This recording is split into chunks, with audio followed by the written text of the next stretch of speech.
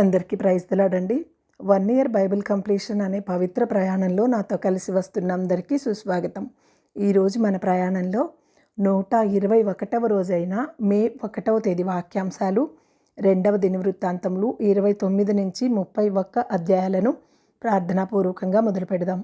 మా ప్రియ పరలోకపు తండ్రి, మీ జీవ వాక్యంతో మమ్మల్ని మరొకసారి మీ పాదాల చెంతకు తీసుకొచ్చినందుకు హృదయమార వందనాలు. వినగలిగే చెవి, గ్రహించగలిగే హృదయాన్ని మీరు మాకు అనుగ్రహించండి. ఈ వాక్య భాగాలు వింటున్న ప్రతి ఒక్కరి హృదయాన్ని మీ సమాధానంతో నింపమని ప్రభువు పేరిట ప్రార్థిస్తున్నాను తండ్రి. ఈ వాక్యాంశాలు నిజంగా మీ హృదయాన్ని స్పర్శించినట్లయితే కామెంట్ బాక్స్లో ఆమెను చెప్పడం మర్చిపోకండి. 2వ దినవృత్తాంతముల గ్రంథము 29వ అధ్యాయము. హిజ్కియా ఏలన ఆరంభించినప్పుడు 25 ఏండ్ల వాడై 29 సంవత్సరములు యెరూషలేములో ఏలెను. అతని తల్లి జకర్యా కుమార్తె, ఆమె పేరు అబీయా. అతడు తన పితరుడగు దావీదు చర్య అంతటి ప్రకారము యెహోవా దృష్టికి యథార్థంగా ప్రవర్తించెను. అతడు తన ఏలుబడి యందు మొదటి సంవత్సరము మొదటి నెలలో యెహోవా మందిరపు తలుపులను తెరిచి వాటిని బాగుచేసి యాజకులను లేవీయులను పిలువనంపి తూర్పుగానున్న రాజవీధిలో వారిని సమకూర్చి వారికి ఇలాగూ ఆజ్ఞ ఇచ్చెను. లేవీయులారా, నా మాట ఆలకించుడి. ఇప్పుడు మిమ్మల్ని మీరు ప్రతిష్ఠించుకొని మీ పితరుల దేవుడైన యెహోవా మందిరమును ప్రతిష్ఠించి పరిశుద్ధ స్థలములో నుండి నిషిద్ధ వస్తువులన్నింటినీ బయటకు తీసుకొని పోవుడి. మన పితరులు ద్రోహులై దేవుడైన యెహోవా దృష్టికి చెడు నడతలు నడిచి ఆయనను విసర్జించి ఆయన నివాసమునకు పెడముఖము పెట్టుకొని దానిని అలక్ష్యము చేసిరి. మరియు వారు మండపము యొక్క ద్వారములను మూసివేసి దీపములను ఆర్పివేసి పరిశుద్ధ స్థలమందు ఇజ్రాయేలీల దేవునికి ధూపము వేయక దహన బలులను అర్పింపకయు ఉండిరి. అందుచేత యెహోవా యూదావారి మీదను యెరూషలేము కాపురస్తుల మీదను కోపించి మీరు కన్నులార చూచునున్నట్లుగా వారికి ఆయన భీతికిని విస్మయమునకును నిందకును ఆస్పదముగా చేసెను. కాబట్టి మన తండ్రులు కత్తివాత పడిరి, మన కుమారులు కుమార్తెలను భార్యలను చెరలోనికి కొనిపోబడిరి. ఇప్పుడు మన మీదనున్న ఇజ్రాయేలు దేవుడైన యెహోవా మహోగ్రత చల్లారినట్లు ఆయనతో మనము నిబంధన చేయవలనని నా మనస్సులో అభిలాష పుట్టెను. నా కుమారులారా, తనకు పరిచారకులయుండి ధూపము వేయుచుండుటకును తన సన్నిధిని నిలుచుటకును తనకు పరిచర్య చేయుటకును యెహోవా మిమ్మును ఏర్పరచుకొనెను కనుక మీరు అశ్రద్ధ చేయకుడి. ఇప్పుడు కహాతీయులలో అమాషై కుమారుడైన మహతు, అజర్యా కుమారుడైన ఏవేలు, మెరారీయులలో అబ్జీ కుమారుడైన కీషు, మెహెల్లేలు కుమారుడైన అజర్యా, గెర్షోనీయులలో జిమ్మా కుమారుడైన ఏవాషు కుమారుడైన ఏదెను, ఎలీషాఫాను సంతతి వారిలో షిమ్రి, యెహీయేలు, ఆసాపు కుమారులలో జకర్యా, మతన్యా, హేమాను సంతతి వారిలో యెహీయేలు, షిమి, ఎదూతూను సంతతి వారిలో షమయ, ఉజ్జియేలు అను లేవీయులు నియమించబడిరి. వీరు తమ సహోదరులను సమకూర్చి తమ్మును ప్రతిష్ఠించుకొని యెహోవా మాటలను బట్టి రాజు ఇచ్చిన ఆజ్ఞ చొప్పున యెహోవా మందిరమును పవిత్రపరచుటకు వచ్చిరి. పవిత్రపరచుటకై యాజకులు యెహోవా మందిరము లోపలి భాగమునకు పోయి యెహోవా మందిరములో తమకు కనబడిన నిషిద్ధ వస్తువులన్నింటినీ యెహోవా మందిరపు ఆవరణంలోనికి తీసుకొని రాగా లేవీయులు వాటిని ఎత్తి కిద్రోను వాగులో పారవేసిరి. మొదటి నెల మొదటి దినమున వారు ప్రతిష్ఠ చేయని ఆరంభించి ఆ నెల 8వ దినమున యెహోవా మండపమునకు వచ్చిరి.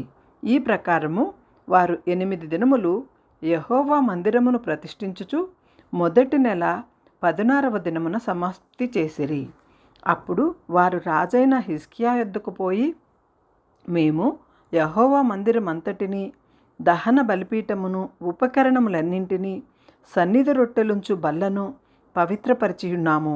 మరియు రాజైన ఆహాజు ఏలిన కాలమున అతడు ద్రోహము చేసి పారవేసిన ఉపకరణములన్నింటినీ మేము సిద్ధపరిచి ప్రతిష్ఠించియున్నాము. అవి యెహోవా బలిపీఠము ఎదుట ఉన్నవని చెప్పిరి. అప్పుడు రాజైన హిజ్కియా పెందలకడ లేచి పట్టణపు అధికారులను సమకూర్చుకొని యెహోవా మందిరమునకు పోయెను. రాజ్యం కొరకును పరిశుద్ధ స్థలము కొరకును యూదావారి కొరకును పాప పరిహారార్థ బలి చేయుటకై 7 కోడెలను 7 పొట్టేళ్లను 7 గొర్రెపిల్లలను 7 మేకపోతులను వారు తెచ్చియుండిరి కనుక అతడు యెహోవా బలిపీఠము మీద వాటిని అర్పించుడని అహరోను సంతతి వారగు యాజకులకు ఆజ్ఞాపించెను. పరిచారకులు ఆ కోడెలను వధించినప్పుడు యాజకులు వాటి రక్తమును తీసుకొని బలిపీఠము మీద ప్రోక్షించిరి. ఆ ప్రకారము వారు పొట్టేళ్లను వధించినప్పుడు యాజకులు ఆ రక్తమును బలిపీఠము మీద ప్రోక్షించిరి. వారు గొర్రెపిల్లలను వధించినప్పుడు ఆ రక్తమును బలిపీఠము మీద ప్రోక్షించిరి. పాప పరిహారార్థ బలికై రాజు ఎదుటికిని సమాజము ఎదుటికిని మేకపోతులను తీసుకుని రాగా వారు తమ చేతులను వాటి మీద ఉంచిన తరువాత యాజకులు వాటిని వధించిరి. ఇశ్రాయేలీయుల కొరకు దహన బలియు పాప పరిహారార్థ బలియు అర్పింపవలెనని రాజు ఆజ్ఞాపించి ఉండెను కనుక ఇశ్రాయేలీయులందరి నిమిత్తము ప్రాయశ్చిత్తము చేయుటకై బలిపీఠము మీద వాటి రక్తమును పోసి పాప పరిహారార్థ బలి అర్పించిరి. మరియు దావీదు రాజుకు దీర్ఘదర్శి అయిన గాదును ప్రవక్త అయిన నాతానును చేసిన నిర్ణయము చొప్పున యెహోవా మందిరములో తాళములను స్వరమండలములను సితారాలను వాయించుటకై అతడు లేవీయులను ఏర్పాటు చేసెను. అలాగు జరగవలెనని యెహోవా తన ప్రవక్తల ద్వారా ఆజ్ఞాపించి ఉండెను. దావీదు చేయించిన వాద్యములను వాయించుటకు లేవీయులను, బూరలు ఊదుటకు యాజకులను నియమింపబడిరి. బలిపీఠము మీద దహన బలులను అర్పించుడని హిజ్కియా ఆజ్ఞాపించెను. దహన బలి అర్పణ ఆరంభమగుటతోనే బూరలు ఊదుటతోనూ ఇజ్రాయేలు రాజైన దావీదు చేయించిన వాద్యములను వాయించుటతోనూ యెహోవాకు స్తుతిగానము ఆరంభమాయెను. అంతసేపును సర్వ సమాజము ఆరాధించుచుండెను. గాయకులు పాడుచుండిరి, బూరలు ఊదువారు నాదము చేయుచుండిరి. దహన బలి అర్పణ సమాప్తమగు వరకు ఇది అంతయు జరుగుచుండెను. వారు అర్పించుట ముగించిన తరువాత రాజును అతనితో కూడానున్న వారందరూ తమ తలలు వంచి ఆరాధించిరి. దావీదును దీర్ఘదర్శియగు ఆసాపును రచించిన శ్లోకములను ఎత్తి యెహోవాను స్తుతించుడని రాజైన హిజ్కియాయును అధిపతులను లేవీయులకు ఆజ్ఞాపింపగా వారు సంతోషముతో స్తోత్రములు పాడి తల వంచి ఆరాధించిరి. అంతటా హిజ్కియా, మీరిప్పుడు యెహోవాకు మిమ్మును ప్రతిష్ఠించుకొంటిరి. దగ్గరకు వచ్చి యెహోవా మందిరములోని బలి ద్రవ్యములను కృతజ్ఞతార్పణములను తీసుకుని రండని ఆజ్ఞ ఇయ్యగా సమాజపు వారు బలి ద్రవ్యములను కృతజ్ఞతార్పణములను తీసుకొని వచ్చిరి. దహన బలులను అర్పించుటకు ఎవరికి ఇష్టము పుట్టునో వారు దహన బలి ద్రవ్యములను తీసుకుని వచ్చిరి. సమాజపు వారు తీసుకుని వచ్చిన దహన బలి పశువులన్నిటినీ 70 కోడెలను 100 పొట్టేళ్లను 200 గొర్రెపిల్లలను ఇవి అన్నీ యెహోవాకు దహన బలులుగా తేబడెను. ప్రతిష్ఠింపబడినవి 600 ఎద్దులను 3000 గొర్రెలను. యాజకులు కొద్దిగా ఉన్నందున వారు ఆ దహన బలి పశువులన్నింటినీ వలవలేకపోగా పని సంపూర్ణమగు వరకు కడమ యాజకులు తమ్మును తాము ప్రతిష్ఠించుకొని వరకు వారి సహోదరులకు లేవీయులు వారికి సహాయము చేసిరి. తమ్మును ప్రతిష్ఠించుకొనుటయందు యాజకుల కంటే లేవీయులు యథార్థ హృదయులై ఉండిరి. సమాధాన బలిపశువుల కొవ్వును దహన బలి పశువును దహన బలులకు ఏర్పడిన పానార్పణములను సమృద్ధిగా ఉండెను. ఇలాగున యెహోవా మందిర సేవ క్రమముగా జరిగెను. ఈ కార్యము అప్పటికప్పుడే జరిగినందున దేవుడు జనులను సిద్ధపరిచిన దానిని చూచి హిజ్కియాయును జనులందరూ సంతోషించిరి. 2వ దినవృత్తాంతముల గ్రంథము 30వ అధ్యాయము.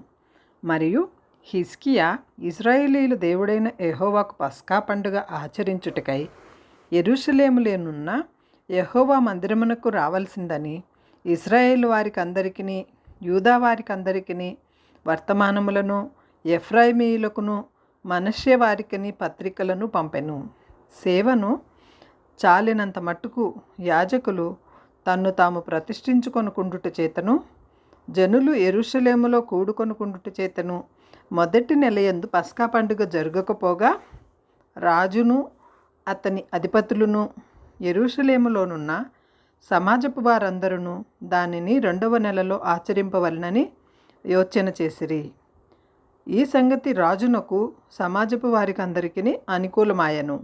కావున బహుకాలము నుండి వారు వ్రాయబడిన ప్రకారము ఇంత ఘనముగా ఆచరించుట చూచి ఇశ్రాయేలీయుల దేవుడైన యెహోవాకు యెరూషలేములో పస్కా పండుగ ఆచరించుటకై రావలసిందని బెయేర్షెబా మొదలుకొని దాని వరకు ఇశ్రాయేలీయులుండ దేశమంతటను చాటింపవలెనని వారు నిర్ణయము చేసిరి.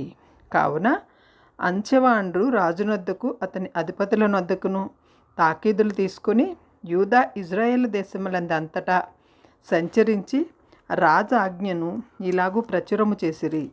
ఇశ్రాయేలు వారిలారా, అబ్రహాము, ఇస్సాకు, ఇశ్రాయేలు దేవుడైన యెహోవా వైపు తిరుగుడి.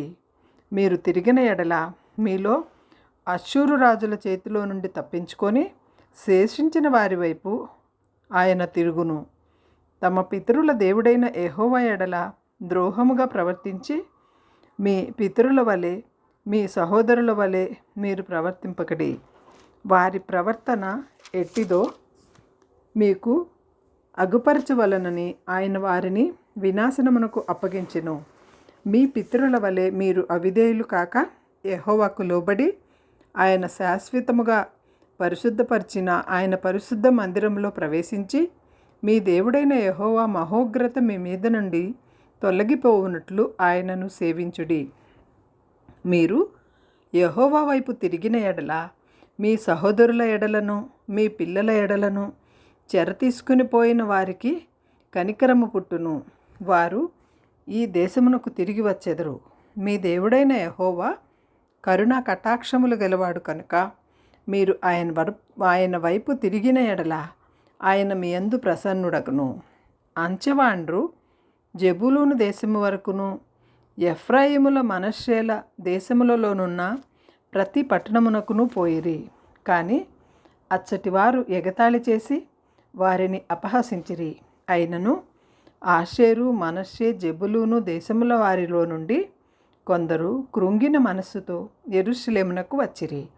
యెహోవా ఆజ్ఞను బట్టి రాజును అధిపతులను చేసిన నిర్ణయమును నెరవేర్చునట్లు యూదాలోని వారికి మనస్సు ఏకము చేయుటకై దేవుని హస్తము వారికి తోడ్పడెను. కావున 2వ నెలయందు పులియని రొట్టెల పండుగ ఆచరించుటకై అతి విస్తారమైన సమాజముగా బహుజనులు యెరూషలేములో కూడిరి. వారు దాన్ని చేపట్టి యెరూషలేములోనున్న బలిపీఠములను ధూపపీఠములను తీసివేసి కిద్రోను వాగులో వాటిని పారవేసిరి. 2వ నెల 14వ దినమున వారు పస్కా పశువును వధించిరి. యాజకులను లేవీయులను సిగ్గునొంది తమ్మును ప్రతిష్ఠించుకొని దహన బలి పశువులను యెహోవా మందిరంలోనికి తీసుకుని వచ్చిరి. దైవజనుడైన మోషే నియమించిన ధర్మశాస్త్రములోని విధిని బట్టి వారు తమ స్థలమందు నిలువబడగా యాజకులు లేవీయుల చేతిలో నుండి రక్తమును తీసుకొని దానిని ప్రోక్షించిరి. సమాజకులలో తాము ప్రతిష్ఠించుకొనిన వారనేకులుండుట చేత యెహోవాకు వాటిని ప్రతిష్ఠించుటకై ప్రతిష్ఠించుకొనిన ప్రతి వాని నిమిత్తము పస్కా పశువులను వధించు పని లేవీయులకు అప్పగింపబడెను. ఎఫ్రాయిము, మనష్షే, ఇస్సాకారు, జెబూలూను దేశముల నుండి వచ్చిన జనులలో చాలామంది తమ్మును తాము ప్రతిష్ఠించుకొనకయే విధి విరుద్ధముగా పస్కాను భుజింపగా హిజ్కియా పరిశుద్ధ స్థలము యొక్క శుద్ధీకరణము చొప్పున తన్ను పవిత్రపరచుకొనకయే తన పితరుల దేవుడైన యెహోవాను ఆశ్రయింప మనస్సు నిలుపుకొనిన ప్రతి వాని నిమిత్తము దయగల యెహోవా ప్రాయశ్చిత్తము చేయునుగాక అని ప్రార్థింపగా యెహోవా హిజ్కియా చేసిన ప్రార్థన అంగీకరించి జనులను స్వస్థపరచెను. యెరూషలేములోనున్న ఇశ్రాయేలు వారు బహు సంతోషభరితులై పులియని రొట్టెల పండుగను 7 దినములు ఆచరించిరి. లేవీయులను యాజకులను యెహోవాను గనపరచుచు గొప్ప నాదముగల వాద్యములతో ప్రతిదినము ఆయనను స్తుతించుచూ ఉండిరి. యెహోవా సేవయందు మంచి నేర్పరులైన లేవీయులందరూ హిజ్కియా ప్రీతిగా మాటలాడెను. వారు సమాధాన బలులు అర్పించుతూ తమ పితరుల దేవుడైన యెహోవా దేవుడని ఒప్పుకొనుచు 7 దినములు పండుగ ఆచరించిరి. యోధారాజైన హిజ్కియా సమాజపు వారిని బలి అర్పణల నిమిత్తం 1000 కోడెలను 7,000 గొర్రెలనిచ్చుటయు, అధిపతులు 1000 కోడెలను 10,000 గొర్రెలనిచ్చుటయు, బహుమంది యాజకులు తమను తాము ప్రతిష్ఠించుకొనుటయు సమాజపు వారందరూ చూచినప్పుడు మరి 7 దినముల పండుగ ఆచరింపవలనని యోచన చేసుకొని మరి 7 దినములు సంతోషముగా దానిని ఆచరించిరి. అప్పుడు యాజకులను లేవీయులను యూదా వారిలో నుండి ఇజ్రాయేల్ వారిలో నుండి వచ్చిన సమాజపు వారందరూ ఇజ్రాయేల్ దేశంలో నుండి వచ్చి యూదాలో కాపురమున్న అన్యులను సంతోషించిరి. యెరూషలేము కాపురస్తులకు మిక్కిలి ఆనందము కలిగెను. ఇజ్రాయేలు రాజును దావీదు కుమారుడైన సొలొమోను కాలమునకు తరువాత ఇలాగు జరిగి ఉండలేదు. అప్పుడు లేవీయులైన యాజకులు లేచి జనులను దీవింపగా వారి మాటలు వినబడెను. వారి ప్రార్థన ఆకాశముననున్న పరిశుద్ధ నివాసమునకు చేరెను. 2వ దినవృత్తాంతముల గ్రంథము 31వ అధ్యాయము.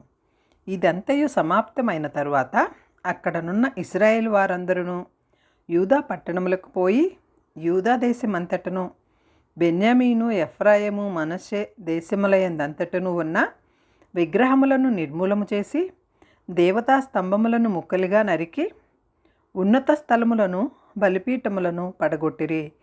తర్వాత ఇశ్రాయేలు వారందరూ తమ తమ పట్టణములలోనున్న తమ తమ స్వాస్థ్యములకు తిరిగి వెళ్ళిరి.